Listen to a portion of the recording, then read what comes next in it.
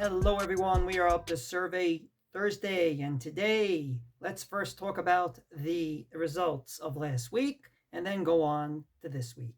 So, last week we asked a very simple question, and that is: should the Mishaberach Lachole be said by one person for all those sick in the community, or should it be said by everyone? Namely, it will be said publicly, Mishaberach Avotenu, the Gabbai will pause, people will insert the names, and then he'll continue and end the Mishaberach. Or should we abolish it totally? And ultimately, everyone will daven for whoever they need to in their silent Amida only, which they should anyway, as John Barron, one of our listeners, pointed out.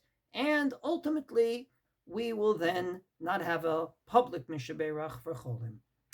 The overwhelming majority voted the middle position. Namely, we should still have it, albeit no list, no one person. Mishaberach Avotenu, etc. Hu yivarech et kol cholei amcha Beit Yisrael, uvetocham elu sha'anu maskirim, those that God should go ahead and give a refuah shalema to all the sick that need it amongst them. Gabbai will pause, everyone will insert the names, and then he'll continue. In this way, there's no list. No one's on the list that, thank God, got better, or unfortunately is no longer in this world. And this way, time, on the one hand, is saved, and on the other hand, it's done publicly.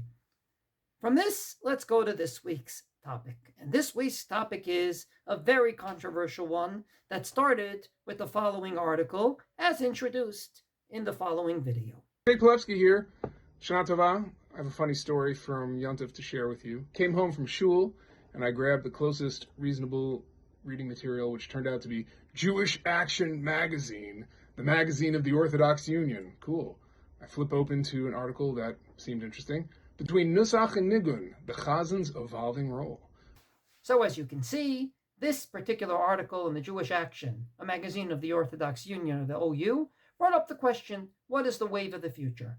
The Chazan, or more of a participatory service of some sort, but not a cantor? And I believe that if you think about this question, you have to be very, very precise. We're not talking about synagogues in which there aren't people that are able to represent the congregation in front of God.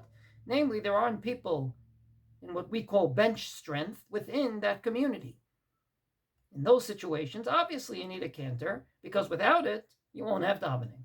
And I'm not talking about situations in which there are people that think they can daven, and they just can't. They can't pronounce the words, they have a monotone voice.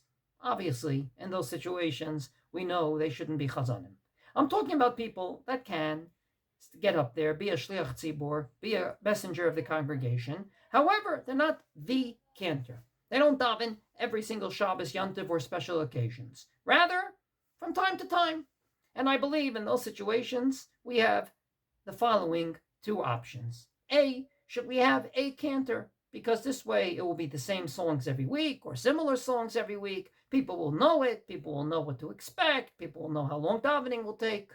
And if you have people coming up every week, different people, you'll never know. One week you'll finish at 11, next week at 12, based on the chazan. Or option B, let many people be involved, because this way many people are involved in davening.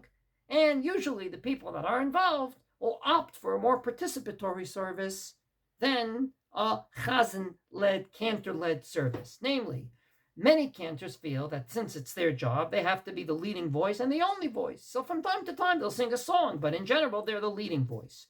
When you're not the cantor, you're just one of the people in the pews, you're usually, I say usually, more sensitive to the fact that you want people to be part of what you do, because you don't have that amazing voice that makes you a cantor. And therefore, it would be more participatory by virtue of the fact that more and more people are involved, not to mention the fact that it'll probably be more diverse, because each chazan will bring his own flavor, his own tunes, and every week it will be something else. The price?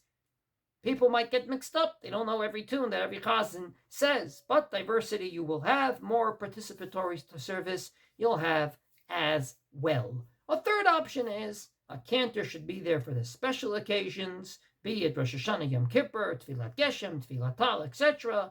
Maybe you'll add in a Shabbos Mevarchin or whatnot. But for the rest of the year, Let the people in the congregation not only be shlichei tzibur, but encourage them to learn how to be shlichei tzibur. Looking forward to your votes.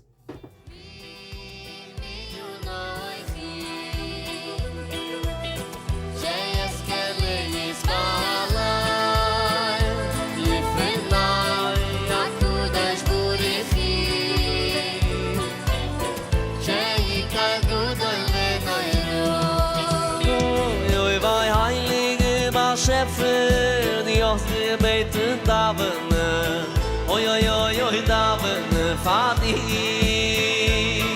ich glaube, ich sehe, was Schäfer.